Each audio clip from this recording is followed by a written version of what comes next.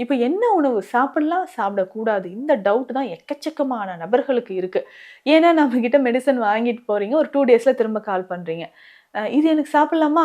இன்னைக்கு எங்க வீட்ல இந்த குழம்பு வச்சிருக்காங்க. இது கொஞ்சோண்டு நான் எடுத்துக்கலாமா? இல்ல நான் கல்யாணத்துக்கு போறேன். இது சாப்பிடலாமா? இன்னைக்கு ஒரு நாள் இந்த ஒரு மருந்த மட்டும் சாப்பிடாம நாளைக்கு நான் ஸ்டார்ட் பண்ணலாமா?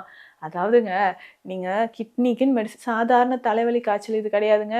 கிட்னி பொறுத்தவரைக்கும் ரொம்ப கேர்ஃபுல்லா இருங்க. உங்களுக்கு முதல் வேலையே மெடிசின் சாப்பிடுறது, டயட் ஃபாலோ பண்றது, ரெஸ்ட்ல இருக்கிறது.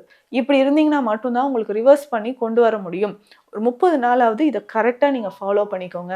அப்ப உணவு முறையில எதெல்லாம் சாப்பிடலான்னு ஃபர்ஸ்ட் நான் சொல்லிர்றேன். இதெல்லாம் சாப்பிடக்கூடாதுன்னு சொன்னாலே உங்க முகம் மாறிடுது. அதனால கொஞ்சம் அட்ஜஸ்ட் பண்ணிக்கோங்க. ஏன்னா நம்ம உடல் நலம் ஆரோக்கியமாக இருக்கணும். ஏன்னா நெறைய பேர் நான் எங்ககிட்ட வந்து சொல்றீங்க, "முன்னாடியே இந்த ட்ரீட்மெண்ட்லாம் இருக்கு. உங்கள பத்தி தெரிஞ்சிருந்தா ஃபர்ஸ்ட் ஸ்டேஜ்லயே நாங்க வந்திருப்போம் மேம். இப்போ இவ்ளோ கிரிட்டிக்கல் ஆயிடுச்சு. எங்களுக்கு ரொம்ப பயமா இருக்கு. முன்னாடியே எங்களுக்கு தெரியாம போச்சே!" அப்படின்னு நெறைய பேர் இருக்கீங்க. ஸோ உங்களுக்கு கடவுளோட அருளால இங்க வந்து நீங்க ட்ரீட்மெண்ட் எடுக்க வந்துட்டீங்கன்னா, ஓகே. ஏதோ ஒரு பாசிட்டிவ் எனர்ஜி கடவுளோட அருள் நம்மள இந்த சித்த மருந்துகள் எடுக்கிறதுக்காக கூட்டிட்டு வந்து விட்டுருக்குன்னு நெனச்சுக்கோங்க. இந்த வாய்ப்ப பயன்படுத்தி சீக்கிரமா நம்ம குணமாறதுக்கான வழிய தான் பார்க்கணும்.